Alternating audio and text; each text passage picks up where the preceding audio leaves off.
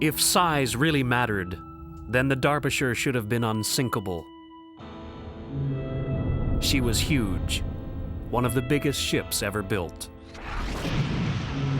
But in September 1980, the Derbyshire and everyone on board her vanished without a trace, somewhere off the coast of Japan. 19-year-old Peter Lambert and his 43 shipmates never knew what hit them. Their ship had seemed invincible, designed to survive almost anything.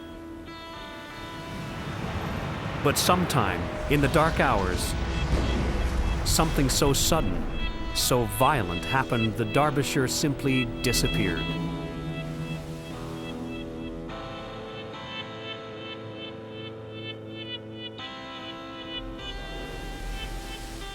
Six weeks later, a freighter off the coast of Japan spots a solitary, empty lifeboat.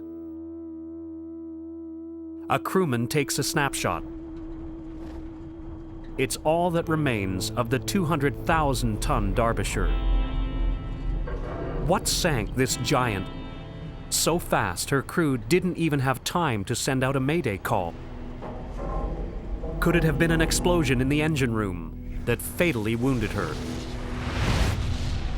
Was she ripped apart by a rogue wave? A phenomenon whose very existence scientists doubt. Did the ship itself have an undetected flaw that sealed her fate? Or worst of all, did a crewman make a critical mistake that took the lives of everyone on board? There are no witnesses, and the only evidence lies buried under 4 kilometers of sea. It will take 17 years, an army of investigators, and the extraordinary persistence of one man to solve the mystery of what sank the Derbyshire.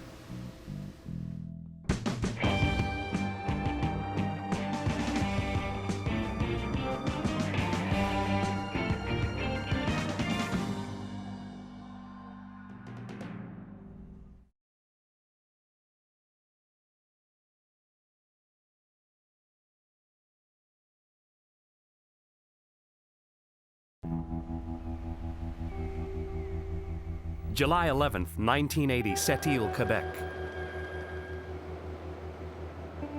The conveyor belts have been running night and day for 36 hours, feeding the cavernous belly of the Derbyshire. She's one of the newest and largest ships in the British Merchant Marine Fleet. 21 stories from the engine room to the top of the bridge, 300 meters long. So vast, the captain needs binoculars to see what's happening on the bow.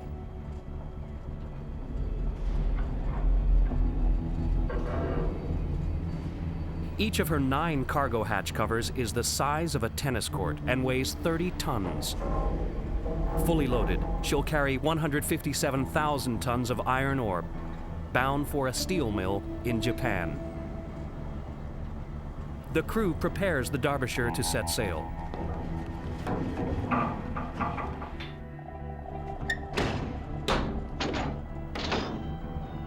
For the 44 crewmen on board, this is home for the next 2 months.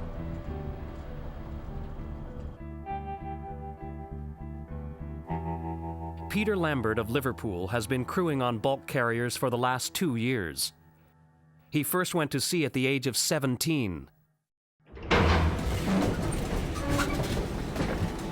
He has no idea this will be his last voyage.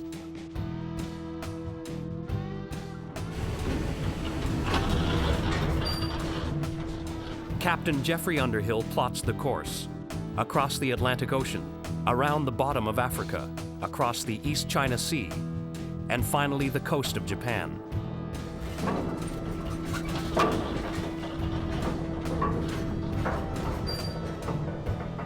But they will never reach their destination. The voyage will end in one of the most mysterious disasters in seafaring history.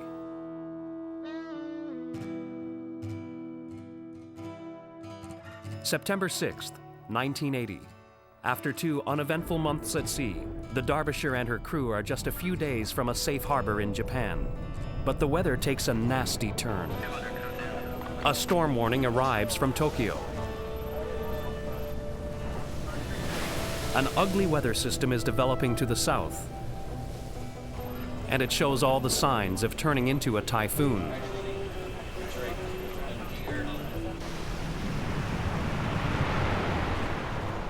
This massive thing that is sitting there and is coming towards you. Robin Williams, one of the key investigators who will help unravel the mystery of what happened to the Derbyshire. Typhoons are monster weather systems, 500 miles across. It doesn't creep up on you in the dead of night. It's not like that. It's there on the horizon, and you know it's there. 21 hours later, just after midnight, the tropical storm has now been upgraded and given a name, Typhoon Orchid, and it's headed their way. What's it like to be that close to a typhoon? You get spume coming off the swell tops, you get horizontal rain. Nigel Malpass, former chief officer of the Derbyshire and the luckiest man alive. He was supposed to be there with his crewmates on the Derbyshire's last fatal voyage. By a quirk of fate, the orders never reached him. But only last year, Malpass had sailed her on the same route, through the seas that sailors call Typhoon Alley. We would see green water coming over the forward end, running down the deck, going over the side, draining away. We would see spray coming up and probably hitting the bridge fronts here.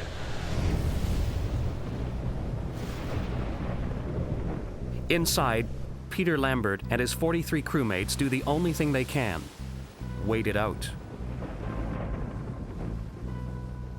September 8th. The storm is now so intense, visibility has dropped to 0. Captain Underhill is relying on shore authorities to advise him on the course of the typhoon. But weather updates from Tokyo and Guam aren't helping. Each puts Orchid in a different position and moving in a different direction. Most typhoons follow a predictable course and blow over in 6 hours or so. But not Orchid. It moves erratically, sometimes doubling back on itself. And worse, it keeps coming for 36 hours. For the first time, everyone on board feels the ship start to pitch.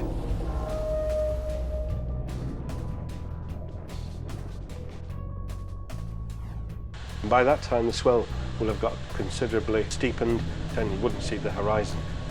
The amount of spume and spray that was going around, the visibility is greatly restricted. Nightfall on September 9th. Captain Underhill has tried to outrun the storm for 2 days. But Typhoon Orchid finally has the Derbyshire in its teeth. Escape is no longer an option. He radios shore authorities that they're hove to in heavy seas. It means he's turned her into the storm to try to ride it out. It is the last anyone will ever hear from the Derbyshire.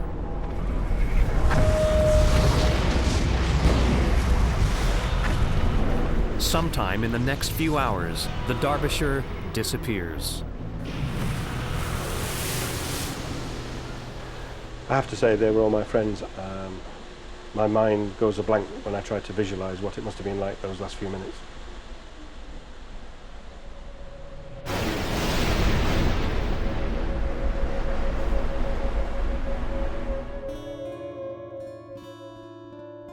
In Liverpool, 17 families hear there's been trouble at sea. But when Peter Lambert's brother gets the news, he still has hope that the Derbyshire and her crew will be found safe. Well, the phone call was that they'd lost contact with the Derbyshire. She'd been in rough seas, the mast had probably been broken, they can't radio out, and everything will be okay. But 4 days after that phone call, there's still no sign of the Derbyshire. Then, in the East China Sea, a search plane spots an oil slick 40 miles from her last known position. It's the only evidence that the Derbyshire ever existed at all. I mean, this was a brand new ship, massive ship.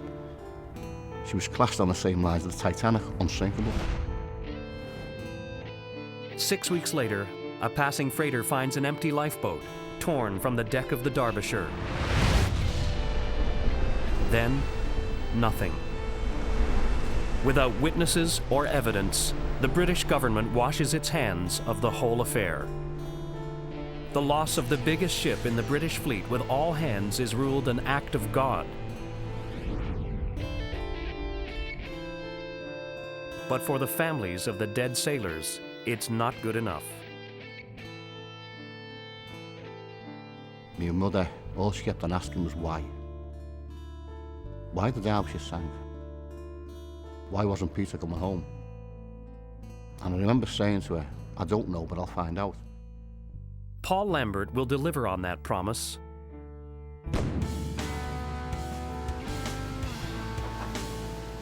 Before he's through, the hunt for the Derbyshire will become the most ambitious underwater investigation in history.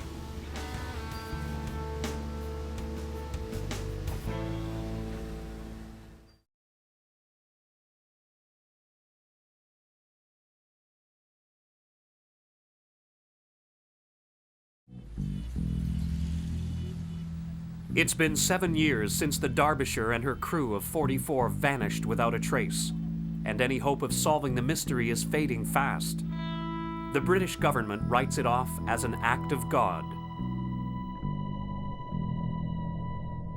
But another disaster at sea suddenly changes everything.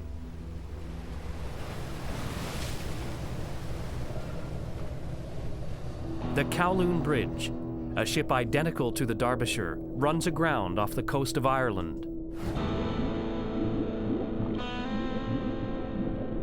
Divers discover a massive crack in the hull, caused by the failure of one of the 300 steel ribs that form the skeleton of the ship. It's called frame number 65. Did the Derbyshire have the same hidden, fatal flaw? Could she have cracked in that area, frame 65? Paul Lambert's brother was one of the 44 who died on the Derbyshire. And if the ship cracked at frame 65, death came swiftly.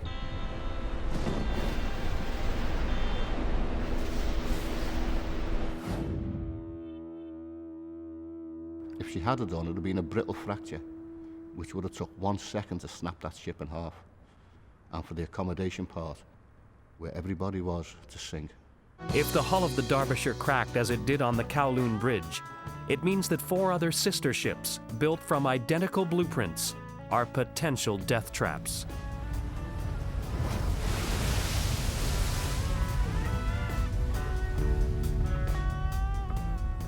The only way to know for sure is to find the wreckage of the Derbyshire. But finding it under 4 kilometers of ocean is a tall order. We were told we would never, ever find the Derbyshire by the shipping industry, by the government. It will not be found. So we had to prove that we could find it. Spring 1994, Paul Lambert finally has an ally. The Seafarers Union agrees to put $1 million into an expedition to go looking for the Derbyshire.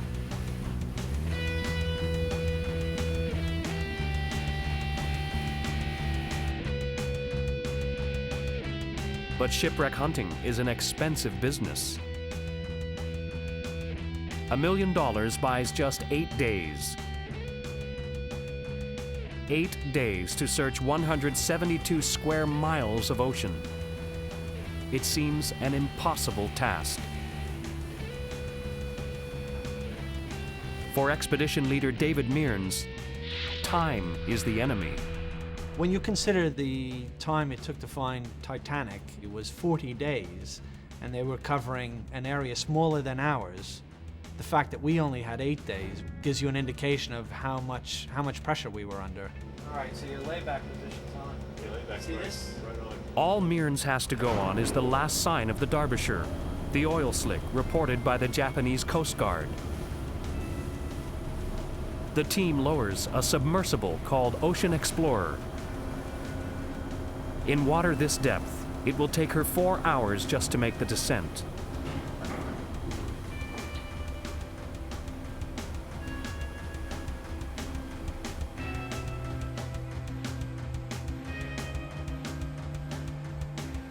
The Explorer is towed over the ocean floor, emitting a sonar beam that paints a picture of what's on the bottom. Give me a target right where we are then. Okay. Something to station keep with. Roger that. Looks good. There's like the water again. If it fails, we change the tether. For 7 days and nights, they search. Still, no sign of the Derbyshire. They have just 1 day left before they must pack up and head home.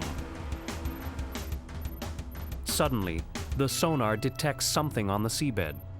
As soon as we started picking up the first pieces of debris, it was very clear that, we were talking about something was man-made. This wasn't geological. It was definitely man-made. Whatever it is, it's huge, covering an area more than 2 kilometers in length. Difficult to say. David, go back to the white spot. We'll go ahead and print all these out so you can see comparable. But what is it? A lot easier than... The sonar images prove nothing. Mearns needs real pictures from the ocean floor. The team scrambles to prepare Magellan, a remotely operated submersible that sends back video images.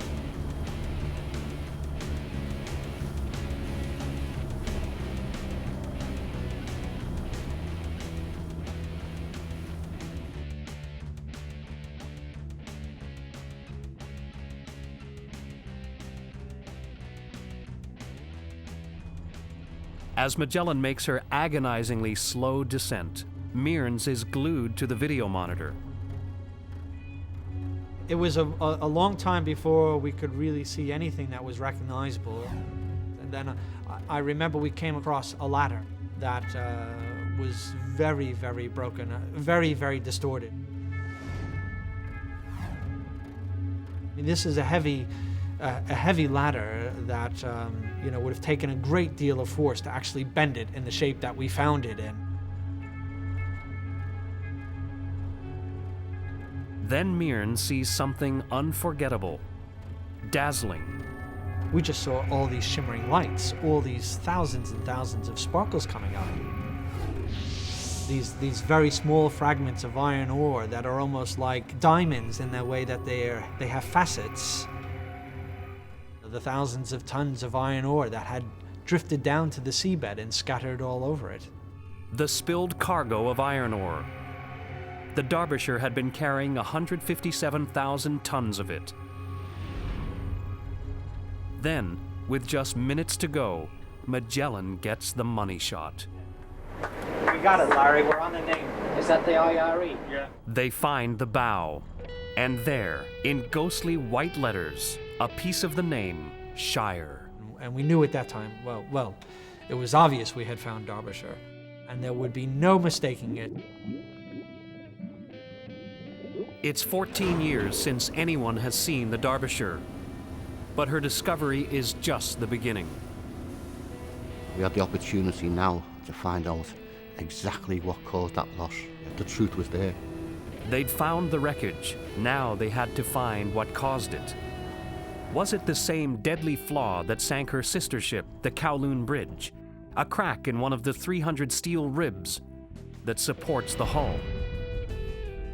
Frame 65.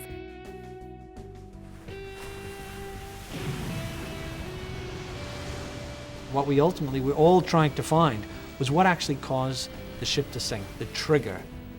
Was it frame 65? Was it something completely different? The shocking extent of the wreckage makes Mearns suspect it was something else that sank the Derbyshire. We could not get our heads around the fact that the ship was that broken up. You know, in my career, I've looked at dozens of shipwrecks on the seabed, and to this day, I've never seen one as damaged and broken up as Derbyshire. What could have shattered the ship into thousands of pieces? For the first time, investigators are considering the possibility that the Derbyshire was hit by something she had no defense against. Something dismissed as a sailor's myth.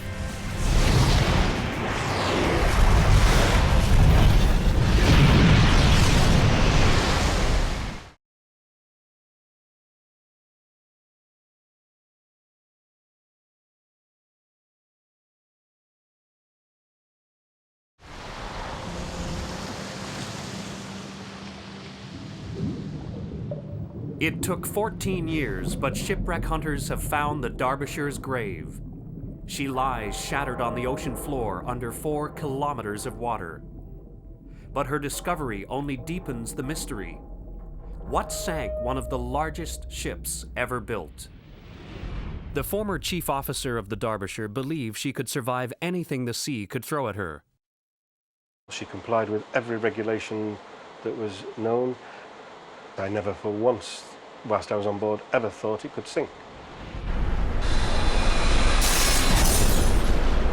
What struck the Derbyshire with such violence and speed her crew had no time to call for help? Conventional wisdom holds that even gale force winds can't produce waves higher than 15 meters. But what if the Derbyshire ran into something much bigger? Some monster coming up over the bow and swamping the fore end of the ship. Douglas Faulkner has spent his lifetime designing ships. He believes what sank the Derbyshire was a rogue wave. A wall of water the size of a 10-story office tower. Scientists say they shouldn't exist at all, but sailors say they're wrong.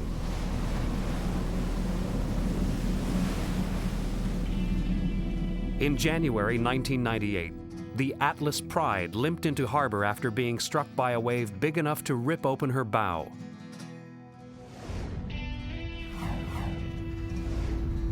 During a tour in the South Atlantic, the cruise ship Bremen encountered a rogue wave that rolled across the deck and smashed into the bridge.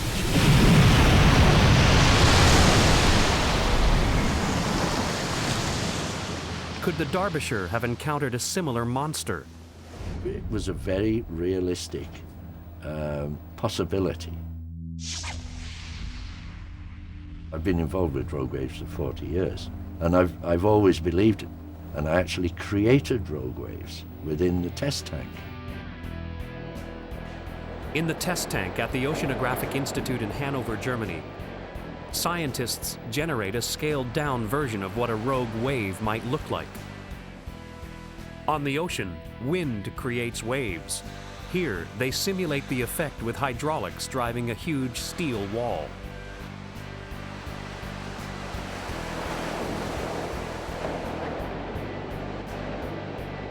Based on their tests, they estimate that, in the right conditions, a rogue wave at sea could reach a height of more than 30 meters. But what are the chances of actually encountering one at sea? You have to be at the wrong place at the wrong time. They don't travel for 100 miles and catch all the ships in the way. The majority of that type of wave is something very transient, only exists for a couple of minutes. Bulk carriers like the Derbyshire ride low in the water, and they're only designed to withstand the impact of 15-meter waves hitting the deck. But Typhoon Orchid was a prime breeding ground for rogue waves twice that size. The longer the wind blows, the higher the waves. And Typhoon Orchid raged for an unprecedented 36 hours. You have in these typhoons a lot of what we call crossing seas, and they come up like pyramids and may have several thousand of tons in just the crest of the pyramid, and that can do a lot of damage. A rogue wave crashing down on the Derbyshire with thousands of tons of water might have inflicted enough damage to sink her.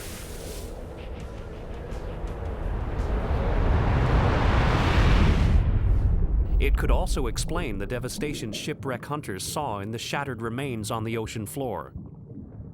Faced with so many unanswered questions, the British government has no choice but to reopen the investigation.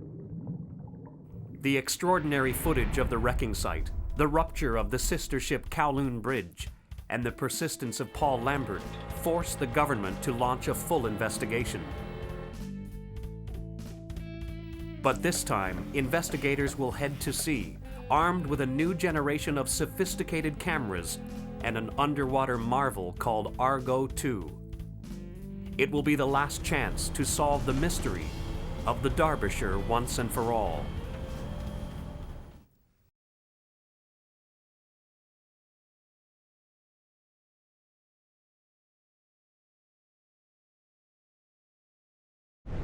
"17 years after the Derbyshire vanished without a trace, investigators still have no answers to give the families of those who perished with her.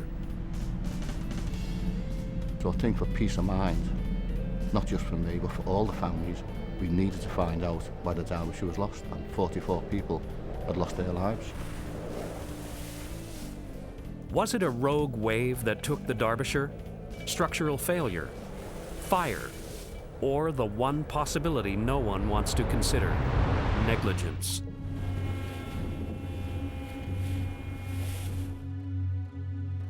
In 1997, a second expedition of shipwreck hunters heads out to sea to find the answer. And this is all tubular structure. Bankrolled by the British government, Robin Williams and his team will spend 49 days at sea. They're armed with the latest underwater technology to record and analyze the remains of the ship.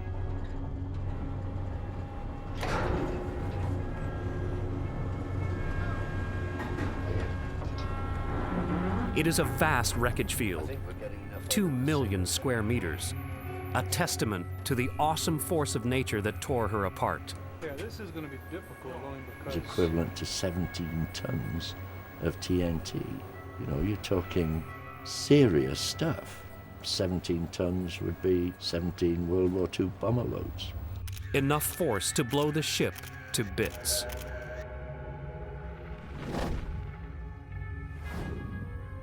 But how much damage had the Derbyshire suffered before it sank? And how much was caused by its 4-kilometer plunge to the bottom?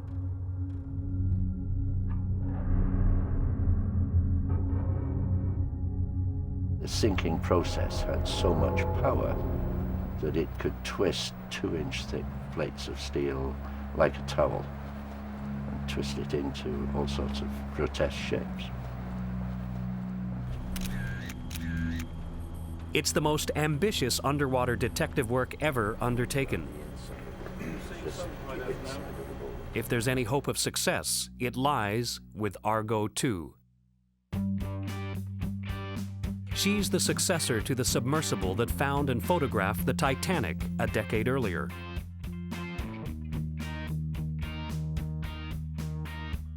For 22 days and nights, Argo is towed over the wreckage field, its digital cameras snapping photographs every 13 seconds. – 137,000 digital photographs.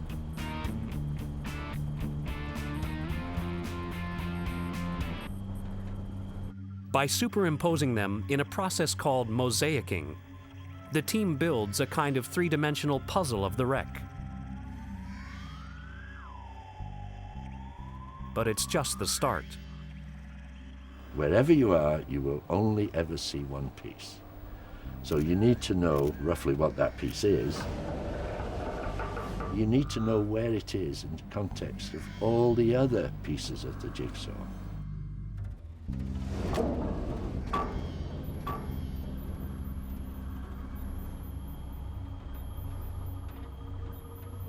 The remains of the starboard windlass. Using the photographs like a roadmap of the wreckage site, investigators send down a second submersible. It's equipped with a bank of lights and a high-resolution video camera.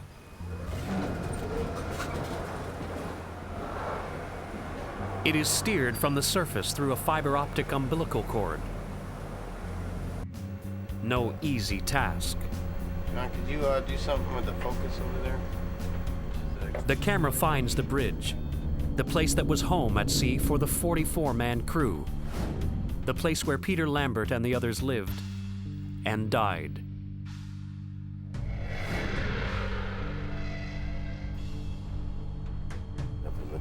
See the damage. It is almost unrecognizable, but to the former chief officer who once sailed on the Derbyshire, the images are both familiar and haunting. It was a very moving experience to look at the underwater wreckage site and think, well, that's where I used to sit and have my coffee. You know, and this thing is 2,000 meters now down under the seabed.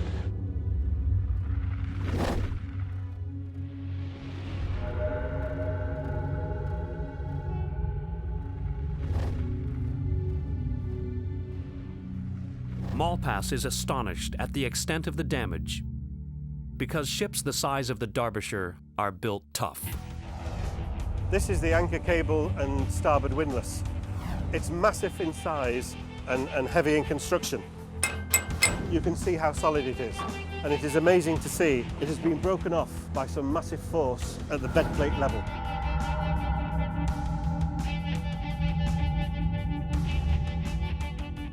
This is the foremast, and on the underwater video evidence, it no longer exists as part of the ship. Cropped it off down at the deck level.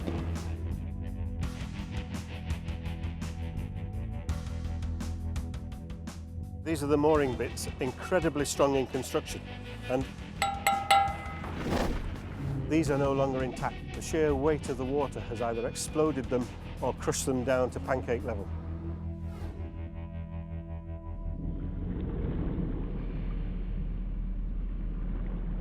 Crushed, flattened, sheared off, but definitely not burned.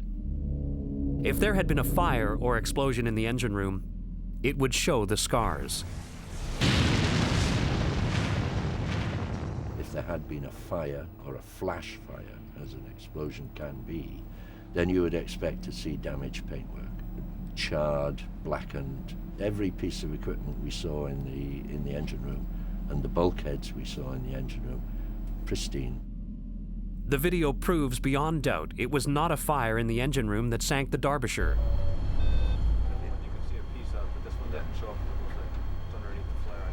Williams now focuses on the strongest theory, that a defect in one of the ship's steel ribs, called frame 65, caused her to crack in two at the surface. The fact that the bridge section is broken away from the rest of the ship seems to support that theory. But where the pieces sit on the ocean floor tells a different story. If, for example, the ship had broken in two, then we would have seen two separate wreckage fields, and you would have had this natural separation. But we didn't. It happened catastrophically, like the ship breaking in two at the surface. For 10 years, frame 65 was the prime suspect. It was the major reason for this expedition, and now it's been ruled out.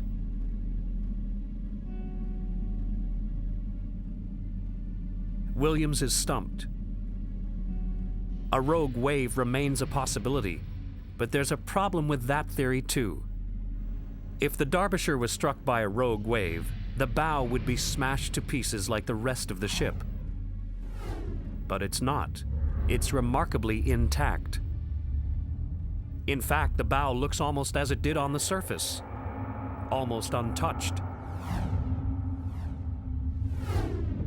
Unlike the rest of the ship, it survived the descent down 4 kilometers without being crushed by water pressure. That can only mean one thing. The bow was flooded before the ship sank. If a compartment is already flooded, it will not implode. So if there is a break in the structure as the ship sinks, the water floods in and there's no implosion. So you would expect to see that piece on the seabed pretty well as you would see it on the surface. Once the bow was flooded, Williams knows the Derbyshire was doomed. With the added weight in the bow, the waves would pound directly on the cargo hatch covers. They weren't designed to withstand that kind of punishment. First, hatch cover number 1 would buckle. In this case, 10,000 tons could go straight into number one hold. Number two hold was empty, another 20,000 tons. And by the time you're at that position, you're sinking. But there's one final mystery. The key to the whole disaster. What caused the bow to flood in the first place?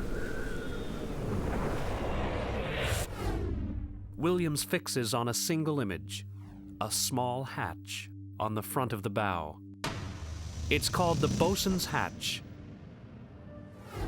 and it leads into a cavernous area below deck, a honeycomb of hallways and storage spaces. We want to get a look at that thing that's just going down there, stuck on the map. What he sees in the video forces Williams to consider the unthinkable. Looking at that evidence, it looked as if it was open at the time of the loss, for whatever reason, and one of those reasons could have been crew negligence. A fatal mistake made by one of the crew. It is the one theory that no one associated with the investigation wants to hear. But Williams cannot ignore it. You couldn't whitewash it, you couldn't hide it, you couldn't put it to one side. You've got to tell it as it is. Back in Liverpool, the news hits like a bombshell. You got some of the families thinking, was my husband or my son the one responsible for not locking down the bosun's store, which caused the initiating event to cause the loss? Could he be the one who caused the deaths of everyone on board? It was horrendous. Only one man can stand up for the dead crewmen. The former chief officer who was supposed to be with them on the Derbyshire's last fateful voyage.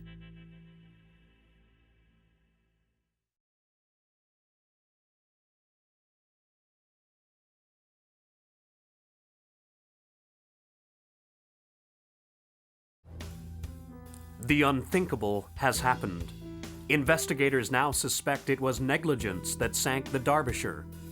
Fresh video of the wreckage suggests a crewman left a forward hatch open, allowing seawater to flood the bow. You have to be professional and single-minded about it. You are there to seek evidence, good or bad. The allegation enrages the former chief officer of the ship. It's just inconceivable to me that any of the crew from Captain Underhill down would have ever gone into conditions approaching typhoon conditions, leaving a forward hatch open. But investigators believe they have the smoking gun. It's not the thick mooring line protruding from the hatch. It's this. The thin rope tied around the toggles that are supposed to fasten down the hatch cover. It could have prevented the lid from closing securely, but the investigators got it wrong. That thin rope is actually a makeshift security measure invented by the ship's crew, and Nigel Malpass is the only one alive who can prove it. When I was on the Derbyshire, this is how we used to put the heaving line around, making a cat's cradle. Heavy seas hitting this lid can cause these to unwind.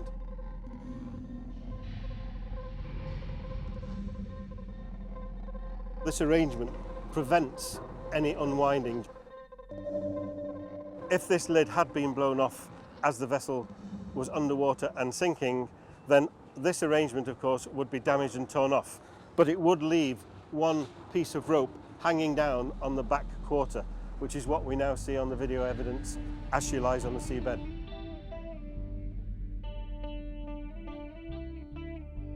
In Liverpool, the revelation brings a huge sense of relief.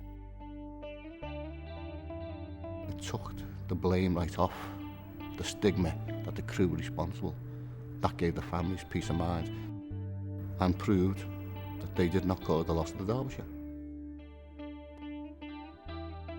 For Williams and his team, it's back to the drawing board. If it wasn't an open hatch, what did cause the bow to flood? They pore over the images of the sunken bow, looking for something, anything that's out of place. It's a bit Suddenly, Williams sees the answer: a series of small, round holes in the deck. Ventilator holes, less than a foot in diameter. There were a dozen of them on the bow of the Derbyshire. But the covers that look like mushroom caps and keep the water out are missing. It seems insignificant, but Williams is certain those missing caps are what killed the Derbyshire. They were just too flimsy to stand up to the pounding waves. These vent heads are put under enormous stress, and 2 or 3 millimeters of steel isn't going to last very long. Finally, Williams can piece together the sequence of events that led to the disaster. This is how it happened. The Derbyshire and her crew of 44 are just a few days from their scheduled arrival in Japan when they're caught by Typhoon Orchid. This typhoon was a big, heavy, old lumbering beast. Big waves for a long time. And you can imagine these things beating hell out of that foredeck over 24 hours. Something had to give way. And what gives way are the ventilator caps, torn away by the waves, leaving a dozen open holes, each less than a foot in diameter. You still had these big waves coming, and every time the wave passed, a slug of water went down in there. And it was like a dripping tap. It eventually fills the basin. For 36 hours, water slowly floods the forward storage space. The weight begins to drag the bow lower in the water, exposing it to the full onslaught of the waves. The bow is inaccessible from below deck, and in the storm, invisible from the bridge. The captain and crew have no idea it's dragging them down. You've been sitting in this storm for 12, 14 hours, and you've got used to the whole motion going on, and there's a slight change. It doesn't quite come up so far, doesn't rise quite so quickly. So what is it? It was the ship beginning to go down by the bow. Over a period of time, maybe hours, progressively going down and down. And then suddenly, when it all happened, it would go very quickly. With the bow flooded, the hatches are vulnerable. In the early morning hours of September 10th, the #1 hatch cover suddenly buckles. 10,000 tons of water flood the first hole, dragging the bow deeper into the oncoming waves. 30 seconds later, hatch cover #2 collapses. Then, hatch cover #3.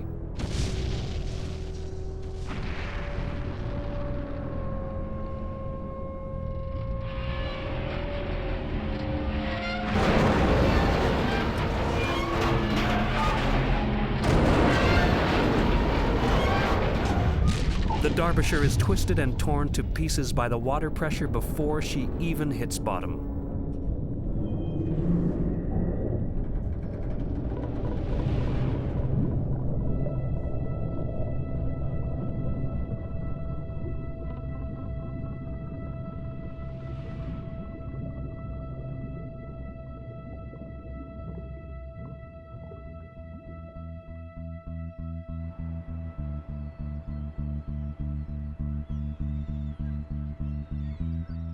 It took almost 20 years to learn what really happened to the Derbyshire that night.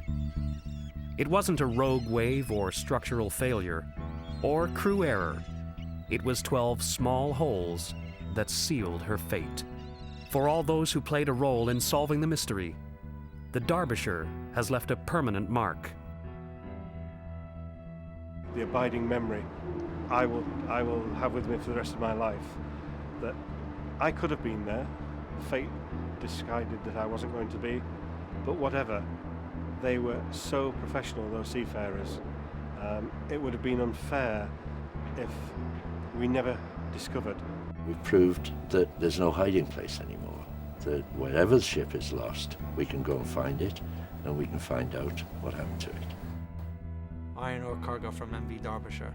and actually carry this in my briefcase. It means a great deal from the point of view it's the only thing that left, other than the images, that it remains on the surface, and I don't think I could ever let it, you know, I don't think I could let it sort of go away.